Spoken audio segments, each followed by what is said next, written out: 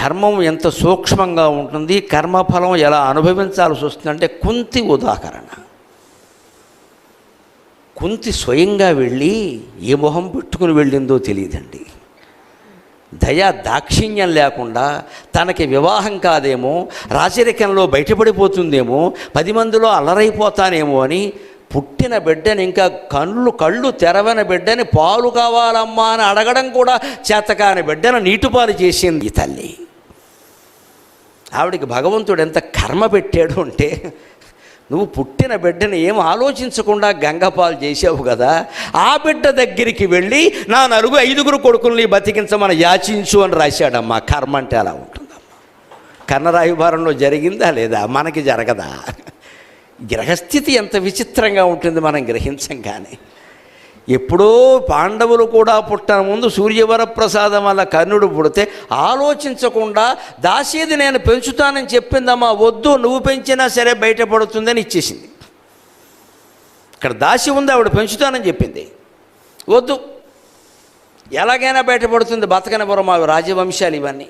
మళ్ళీ పరువు హత్య అంటాడు అవడం, అంతకంటే ఉంది అని ఏదో పెట్టి కొట్టుకొస్తుంటే అందులో బారేశారు. ఆ పెట్టె కూడా తీశాడు కాబట్టి సరిపోయింది. తీకపోతే బాధ్యత లేదా? మంత్రజపం చేసేటప్పుడు తెలియదా దేవతలు వస్తారని? వచ్చారు, కన్నావు, అవేవో పొరపాటు కావచ్చు. ఎలా వదిలేస్తావయ్యా? అవసరమైతే ఆ పెళ్లి మానేయాలి, ఆ వంశం మానేయాలి, నా బిడ్డ సూర్యవర ప్రసాదం అని బహిరంగంగా ప్రకటించాలి. ఏదో మానవులతో సంబంధాలు పెట్టుకుని కన్నవాళ్ళనే ప్రకటిస్తారే, దేవతా సంబంధాన్ని ప్రకటించడానికి మొహమాట పడవలసిన పని ఉందండి. తన పరువు కోసం మొహమాట పడింది. అందుకే కుంతికి భగవంతుడు ఎటువంటి గతి కల్పించాడంటే, కృష్ణుడు ఏమీ ఎరగనట్టుగా వచ్చి, అత్త నేను ప్రయత్నం చేశాను, కర్ణుడు లొంగలేదు, నువ్వు వెళ్ళి అన్నాడు. ఎందుకంటే ఆయనకి చేతకా కాదమ్మా, ఆవిడ వెళ్ళినా పని జరగదని తెలుసు. ఈ కర్మ ఈవిడ అనుభవించాల్సిందే, తప్పదు. కర్ణుడు ఏం నేరం చేశాడని వదిలేస్తారండి పుట్టిన బిడ్డని?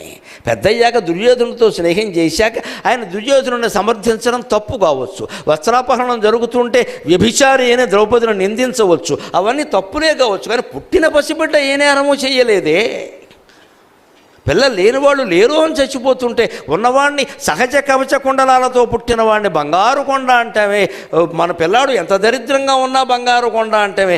కర్ణుడు నిజంగా బంగారు కొండ అండి. బంగారపు కవచమా, బంగారపు కుండలాల అలాంటి బిడ్డను వదిలేస్తారా? లోకాన్ని ఎదిరించి అయినా పెంచుకోవాలి తప్ప. ఈరోజు భాషలో చెప్పాలంటే ఇష్టం వచ్చిన భోగాలు అనుభవించేటప్పుడు ఏ మాట లేదా, దాని ఫలితాన్ని మాత్రం మనం తోసిపారేస్తామా? భగవంతుడు ఊరుకుంటాడు. కుష్ఠుడే స్వయంగా కుంతి దగ్గరికి వెళ్ళి, అత్త ఎందుకు అడుగుతున్నాను ఆలోచించు, నువ్వు వెళ్ళు, నేను చెప్పాను. అయ్యా నువ్వు చెబితేనే విన్నవాడు, నేను చెబితే వింటాడా అంటే, లేదు, ఒక ప్రయత్నం చేయి. ప్రయత్నం లోపం ఉండకూడదు, ప్రయత్నం ఫలించకపోతే మనం బాధపడకూడదు, ప్రయత్నమే చెయ్యకపోతే బాధపడాలి.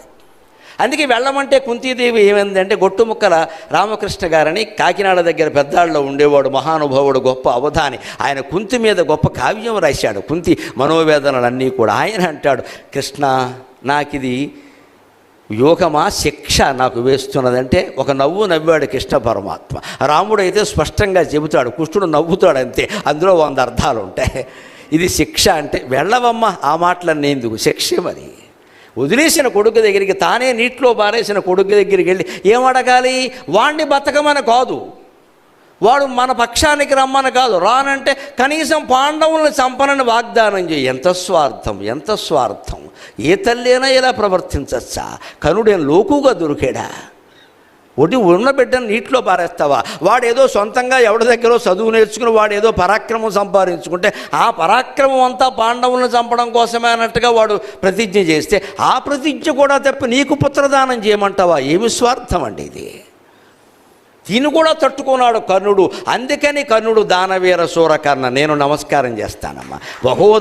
మహోదాత్త మహా ఉదారంగా ప్రవర్తించారండి చాలా విషయాల్లో. అసలైన ధర్మం చర్చ వచ్చినప్పుడు నేను ఎట్టి పరిస్థితుల్లో మంచో చెడ్డో ఏదైనా కానీ దుర్యోధనుడికి మాట ఇచ్చా, మాటకు కట్టుబడతానని చెప్పాడు. అందుకు మనం కర్ణుడిని మెచ్చుకోవలసింది. తల్లి వచ్చినా లొంగలేదు. కానీ కుంతి కర్మ ఎలా వచ్చింది అంటే, వదిలేసిన బిడ్డ దగ్గరికి వెళ్ళి బతుకున్న బిడ్డలకి ప్రాణభిక్ష పెట్టమని అడిగింది. ఇక్కడ ఇంకో ధర్మ సూక్ష్మం రహస్యం చెప్పి నేను సెలవు తీసుకుంటా. కృష్ణుడెందుకు కర్ణుడి దగ్గరికి వెళ్ళాడు? కృష్ణుడు ఏం పాపం చేయలేదే, కర్ణుడిని బతిమాలాల్సిన అవసరం ఏం లేదే. పైగా అక్కడ చాలామందికి లోకంలో ఉన్న దురభిప్రాయం ఏమిటంటే కృష్ణుడు కర్ణుడికి బాగా ఆఫర్లు ఇచ్చాట. ఆఫర్లు ఇస్తాడు దేవుడు. మన మాటలు విచిత్ర ఆఫర్లు ఇచ్చాట. ఎందుకంటే పాండవులు గెలవాలి అంటే కర్ణుడు ఉండగా గెలవలేట. అందుకని కర్ణుడిని ఇక్కడికి లాగాలట. లాగి గెలిపి ఇన్ని ఆఫర్లు ఇచ్చి వ్యాపారాలు చేసుకునేవాడు ఆ దేవుడు అంటే. ఒక్క చేత్తో ఆయన గెలిపించలేడా? స్పష్టంగా రాయబారంలో విశ్వరూపం చూపించిన మనిషి, భగవద్గీతలో విశ్వరూపం చూపించిన మనిషి, మట్టి తిన్నావుట కదరా అన్నయ్య చెబుతున్నాడంటే తల్లికి విశ్వరూపం చూపించిన మనిషి దుర్యోధనుడికి కర్ణుడికి విశ్వరూపం చూపించలేడండి. అమాయకత్వపు మాటలు ఇవన్నీ. కర్ణరాయబారానికి కృష్ణుడు వెళ్ళడంలో ఒకే ఒక్క కారణం లోపల ఉందమ్మా. కర్ణుడు గనక యువతల పక్షానికి వస్తే దుర్యోధనుడు యుద్ధం చెయ్యడు. అది కృష్ణుని యొక్క సంకల్పం. కృష్ణ పరమాత్మను తప్పుపట్టవలసిన అవసరమే లేదు. అక్కడ భగవంతుడు ఎప్పుడూ తప్పు చేయడు. ఆయన వ్యూహం, ఆయన ఆలోచన ఎప్పుడు జరుగుతుందో జరగదో. కర్ణుడు యువతలకి లాగేస్తే యుద్ధం ఆగిపోతుంది. 20 లక్షల మంది ఎందుకు చచ్చిపోవాలి? అంత యుద్ధం ఎందుకు జరిగింది? అంత అవసరం ఏమిటండి?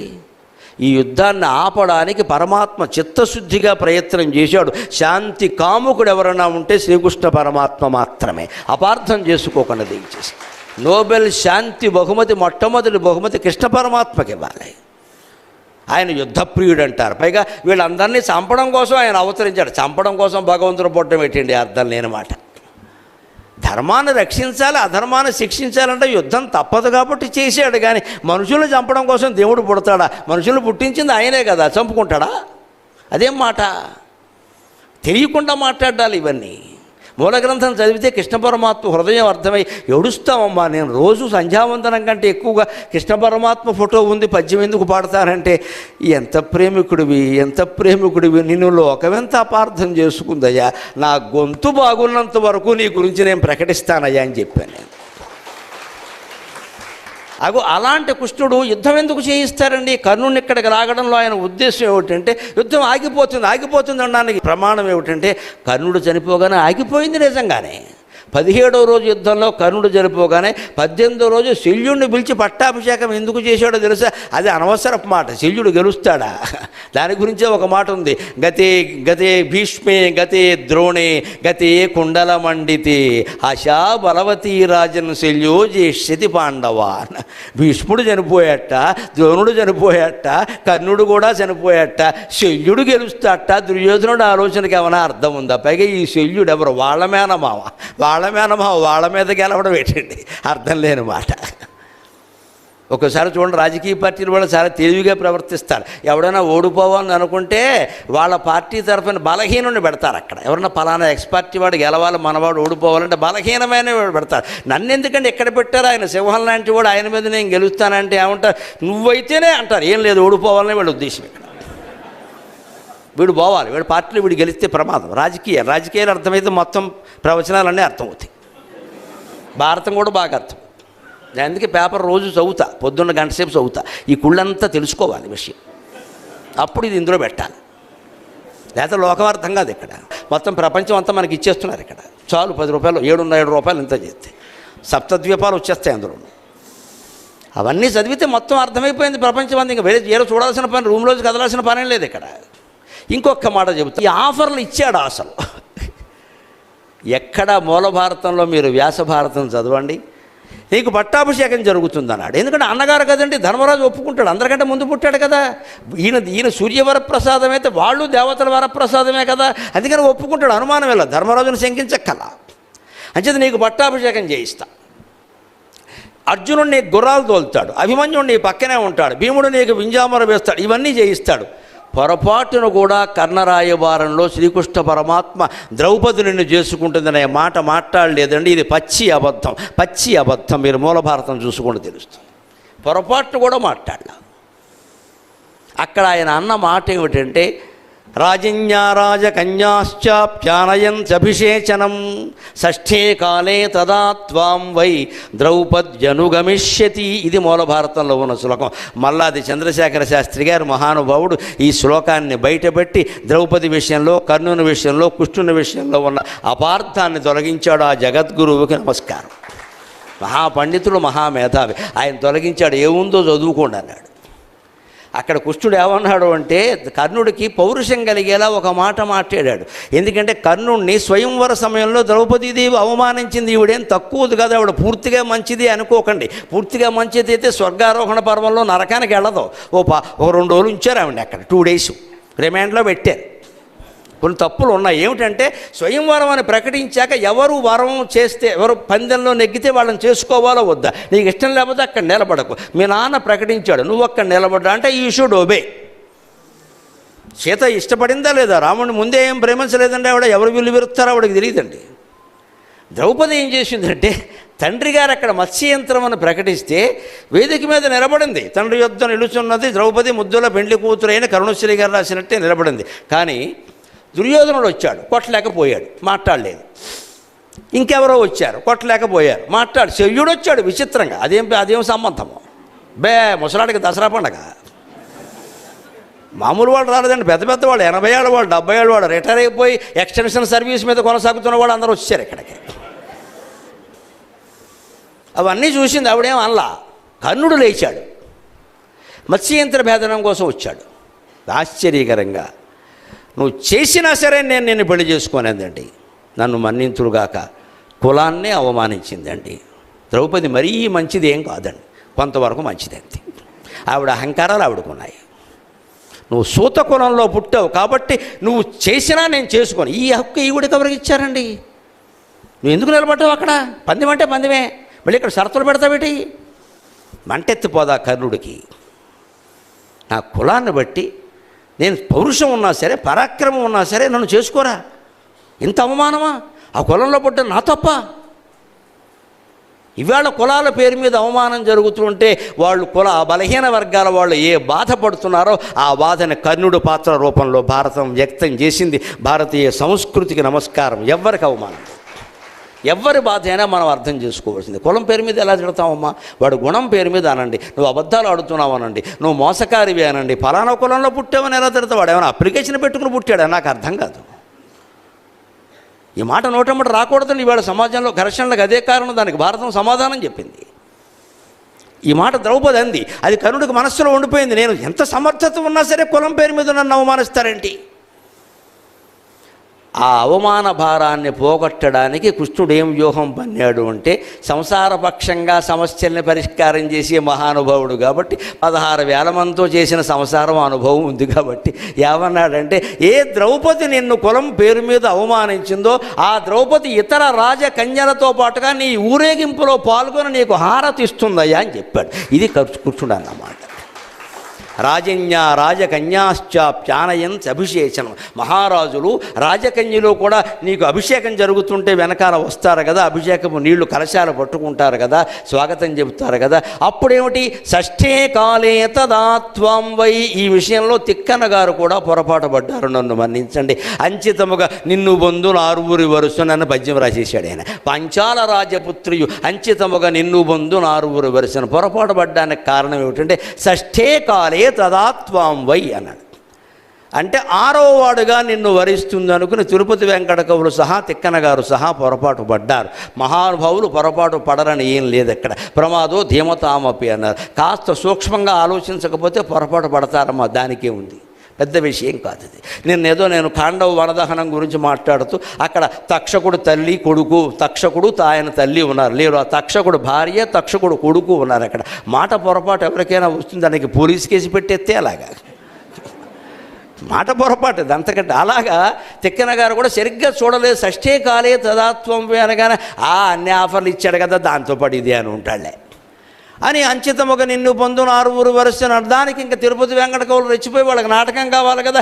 ఏ సతి వనిలోన జనయించెను జన్నమునచ్చు వేళ ఉన్నే సతి పండి వేళ నుపులెల్ల పరాజితులైరి క్రీడిచే ఏ సతి మీది మోకమున ఇంతలు చేసిరి నీవు రాజు నిన్న సతి పెండ్లి ఆడగలదు 6వ భర్తగా సూర్యనందనా అని వీళ్ళు పద్యం రాసేసారు.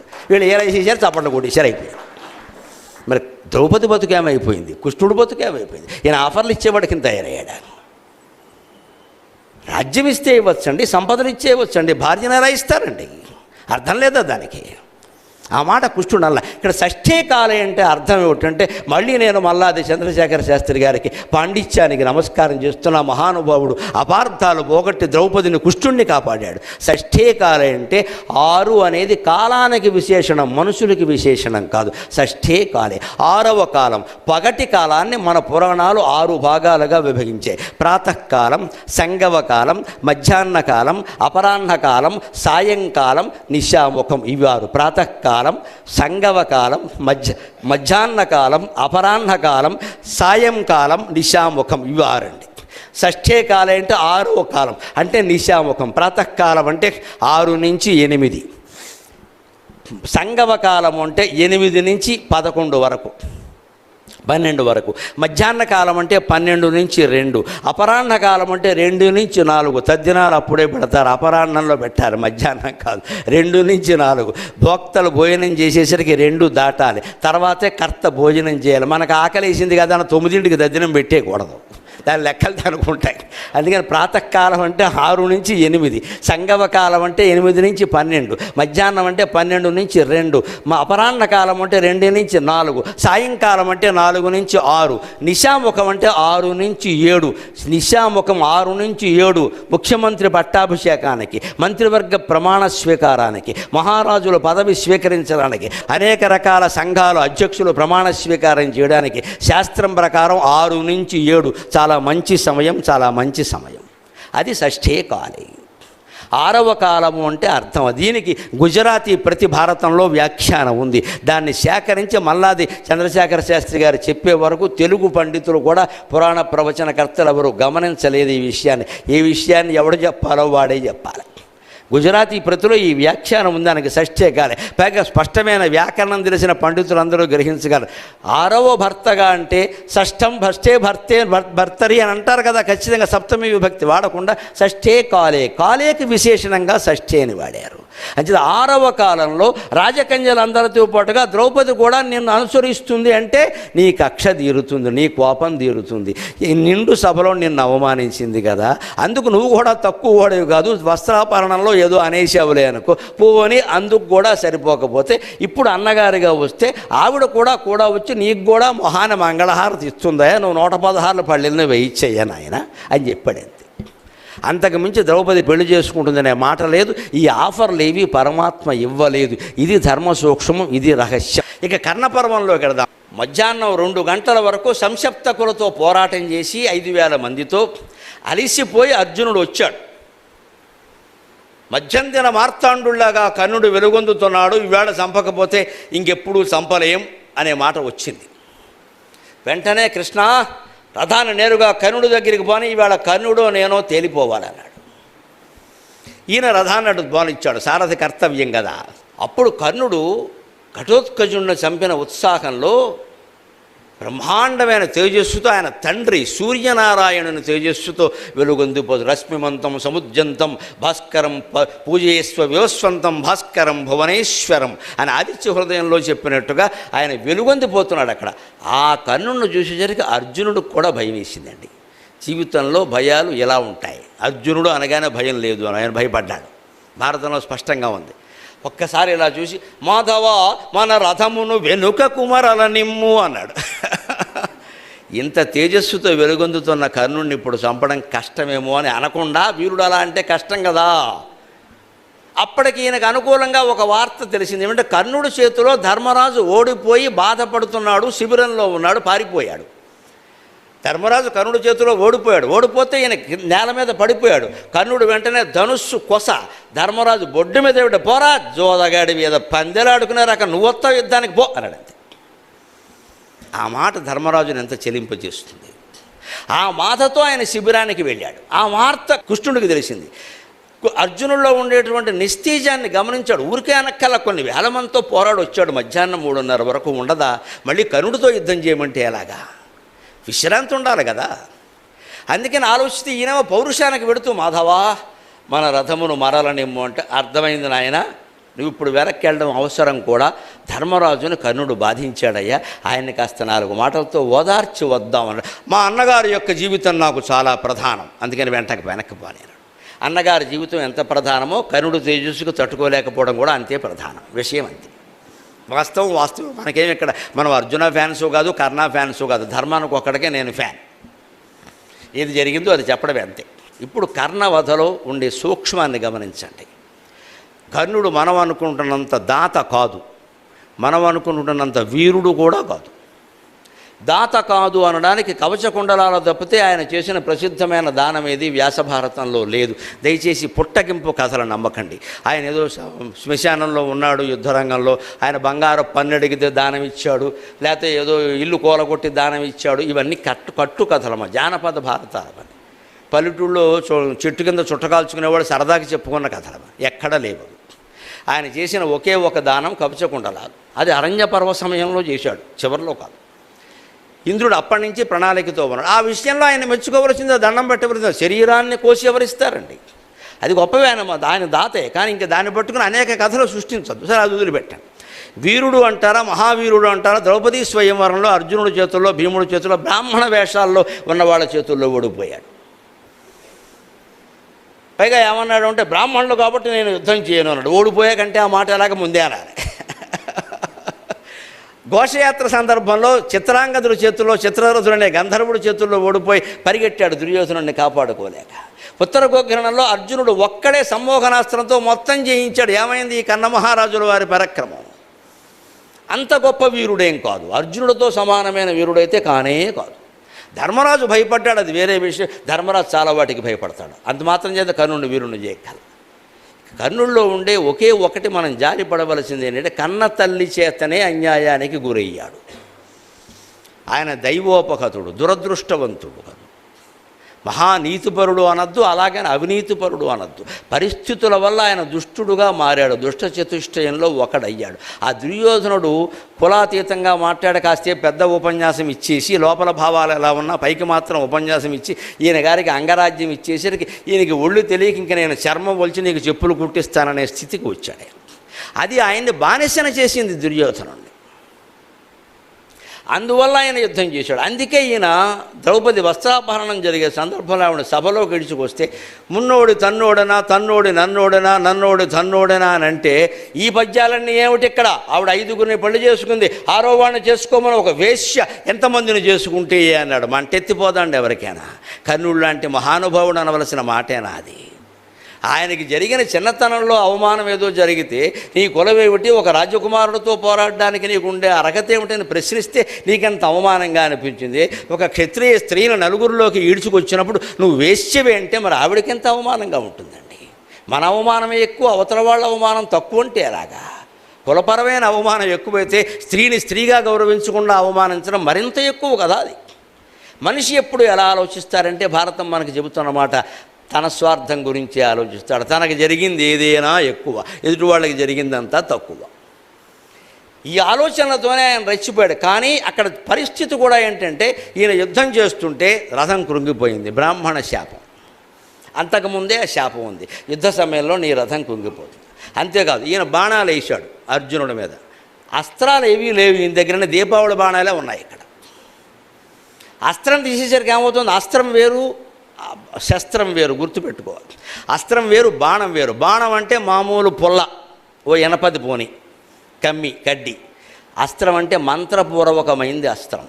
అందుకని వారుణాస్త్రం, వాయువ్యాస్త్రం, సౌరాస్త్రం, గరుడాస్త్రం, అవి అస్త్రాలు. వాటికి మంత్రాలు ఉంటాయి వెనకాల. ఆ మంత్ర జపాన్ని ఆ వీరుడు ఇంటి దగ్గర కొన్ని లక్షల సార్లు చేస్తాడు. అప్పుడు యుద్ధరంగంలో ఒక్కసారి చేసినా అది ఫలిస్తుంది. ఎలాగా? 10వ తరగతి విద్యార్థి ఏడాదంతా ప్రశ్నలకు జవాబులు కంఠస్థం చేస్తాడు. పరీక్షలో ఒక్కసారి గుర్తు చేసుకుంటే వస్తుందో లేదా. పరీక్షలో కూడా 60 సార్లు చదవడం మొదలు పెడితే టైం అయిపోయింది, బయటికి పోమంటారు. మనం అభ్యాసం చేస్తే అక్కడ ఒక్కసారి గుర్తొస్తుంది కదా. అలా మంత్రజపం కూడా కోట్లు కోట్లు కోట్లు రోజు చేస్తే యుద్ధరంగంలో అవసరమైన క్షణంలో ఒక్కసారికే అది ఫలిస్తుంది. అలా ఫలించింది. అలాంటి మంత్రజపాలు చేశాడు. కానీ దురదృష్టం వల్ల, పరశురాముడి శాపం వల్ల, బ్రాహ్మణుడి శాపం వల్ల, ఇతరుల శాపాల వల్ల, రకరకాల దురదృష్టకర ఘట్టాల వల్ల ఈయనకి మంత్రాలు ఏవి గుర్తు రావట్లా. పైగా కర్ణుల్లో ఒక ప్రధానమైన లోపం, అభిమన్యుడిలాగే ఆయనకి దైవం మీద పరిపూర్ణ విశ్వాసం లేదు. కృష్ణ పరమాత్మ కాదు, ఏ దేవుణ్ణి ఆయన ప్రత్యేకించి ఆరాధించినట్టుగా మనకు కనపడదు. ఇంకా అంతో ఎంతో దుర్యోధనుడికైనా ఉందేమో కానీ ఈయన కారేది తక్కువ. ఈయనకి ఎంతసేపు పౌరుషమే. అందుకే దైవోపహతుడు. అందుకే మంత్రాలు గుర్తు రాకపోతే వ్యాసభారతంలో శల్యుడితో అంటాడు, నాకు అస్త్రాలు వస్తున్నాయి, మంత్రాలు గుర్తు రావట్లేదు, స్ఫురించట్లేదు అంటాడు. వెంటనే శల్యుడు ఏమంటాడో తెలుసా? ఆశ్చర్యకరమైన మాట చెబుతాడు, మనం అందరం నేర్చుకోవాలి. బాణం తీస్తున్నానయ్యా, ఇది నాగాస్త్రం లేదా గరుడాస్త్రం, నాకు మంత్రం గుర్తు రావట్లేదు అంటే స్ఫురించట్లేదు అంటారు సంస్కృతంలో. వెంటనే శల్యుడు విచిత్రమైన మాట చెబుతాడు వ్యాసభారతంలో, నీకెందుకు స్ఫురిస్తుంది కర్ణ? స్ఫురణ అంటే ఏమనుకుంటున్నావు? అవధానాలు చేసిన వాళ్ళని అడుగు, స్ఫురణ అంటే ఏమిటో చెప్తారు. అవధానాల్లో మాకు సమస్యలు ఇస్తారు, దత్తపదులు ఇస్తారు, స్ఫురించాలమ్మా, అది మా చేతుల్లో లేదు, సరస్వతీదేవి చేతుల్లో ఉంది, అది దైవానుగ్రహం అంటే. అది సమస్యకి సమాధానం స్ఫురించాలి బుర్రలో, స్ఫురించకపోతే మేము ఏం చేయాలి? అప్పటికప్పుడు పద్యం అనడం, దాన్ని ఏదో కాస్త నేర్పుగా అనడం, అది మా చేతుల్లో ఉంటుంది, ఆ పనికి మేము చాలు. కానీ ఆ సమస్యకి సమాధానం స్ఫురించడం ఉందే, అది అమ్మవారి దయ. దానికి మేము భగవద్ ఆరాధన చేయవలసిందే. సరస్వతి ఆరాధన చేయకుండా లోకంలో ఎవడూ మాట్లాడలేడు, అవధానం చేయలేడు, ఏమి చేయలేడు. సరస్వతి అవగాహన ఆరాధన చేయాల్సిందే, ఆవిడ అనుగ్రహం పొందాల్సిందే. అమ్మవారి దయ ఉండబట్టే మేము సహస్రావధానాలు, 325 అష్టావధానాలు, 10 శతావధానాలు, ఒక సహస్రావధానం చేసామంటే కేవలం సరస్వతి మాత దయ. ఆ దయ ఎలా ఉంటుందో శల్యపర్వంలో వ్యాసుడు చెబుతున్నాడు. స్ఫురణ అంటే ఏమనుకుంటున్నావయ్యా కర్ణ? స్ఫురణానామ పుమాన్ రూప నీల నీరద విగ్రహ, స్ఫురణానామ పుమాన్ రూప నీల నీరద విగ్రహ స అర్జునస్య రథకుంబరే స్థిత. స్ఫురణ అంటే దేవుడయ్యా, అది మగవాడయ్యా, అది నీలమేఘశ్యాముడయ్యా. ఆ నీలమేఘశ్యాముడు అర్జునుడి రథం మీద ఉంటే నీకెందుకు స్ఫురిస్తుందయ్యా పని లేక అన్నాడు. అంచేత మనం జీవితంలో ఎంత కృషి చేసినా, ఎంత పరిశ్రమ చేసినా మనస్సులో భగవత్స్మరణ లేకపోతే ఆ పని ఫలించదు, సందేహం లేదు. దైవానుగ్రహం వల్లనే పనులు ఫలిస్తాయి, కానీ మన కృషి మనం చెయ్యాలి. ఈ కృషి నువ్వు చేశావు, కానీ దైవభక్తి నీకు లేదయ్యా. అర్జునుడు దైవభక్తుడు, భగవద్గీత చెబుతుంటే మోకాళ్ళ మీద కూర్చుని విన్నాడయ్యా. నువ్వైతే వింటావా? చెరవ పెట్టి పారిపోతావు అక్కడి నుంచి. ఆ దైవభక్తి లేని చోట ఏదీ నిలబడదయ్యా అని శల్యుడు చెప్పాడు. అది లేకపోవడం కర్ణుడిలో ప్రధానమైన లోపం. ఇంకో మాట, లౌకికంగా ఆలోచించండి. రథం కృంగిపోయింది కింద, అది శాపం. ఆయన ఏమన్నాడు అంటే, నీ రథం ఎన్నిసార్లు నువ్వు తీసినా కృంగిపోతుంది అన్నాడు. తీశాడు, కృంగింది, తీశాడు, కృంగింది. 25 సార్లు అయ్యాక వేశాడు అర్జునుడు బాణం. ఇంకేం చేయమంటారు? 3 రోజులు కూర్చోమంటారు అక్కడ? అది జరగదు, అది ఇంకా శాపమే అది. అందుకనేనా బావా రథం కృంగిపోయింది, బయటికి తీసుకుంటున్నాడు, ఇప్పుడు చంపితే రేపు మీడియా వాళ్ళు మొత్తం హెడ్డింగ్ పెట్టి రాసేస్తారు. అందులో నాకు ప్రధాన శత్రువు, నేను భీష్ముడిని చంపకపోయినా పర్వాలేదు, ద్రోణుడిని చంపకపోయినా పర్వాలేదు, కర్ణుడిని చంపలేకపోతే అర్జునుడు పౌరుషం ఏమిటి అంటారు. అంటే ఊరుకోవయ్యా అని మోకాల మీద గిల్లి ద్రౌపదీ వస్త్రాపహరణం అప్పుడు ఆయన అన్న మాటలన్నీ శేషపద్యం పాడి 6:30 శృతిలో హార్మణి వాయించి రెచ్చగొట్టి పారేశాడు. ఆ ఊపులో అర్జునుడు వేశాడు. ఇంత చేస్తే అర్జునుడు వేసిన బాణం నాగాస్త్రం కాదు, గరుడాస్త్రం కాదు, నారాయణాస్త్రం కాదమ్మా, అది కేవలం మామూలు బాణం. మామూలు బాణానికే కర్ణుడు వెళ్ళిపోయాడు. ఇది దైవానుగ్రహం వెనకాల ఉంటే పూచిక పుల్ల చాలు. ఆ దైవంబును నమ్మిన గోదావరి కూడా ఈత కొలనైపోవును. సాగరఘోష కావ్యంలో నేను రాసిన పద్యం. ఆ దైవంబును నమ్మిన గోదావరి కూడా ఈత కొలనైపోవును.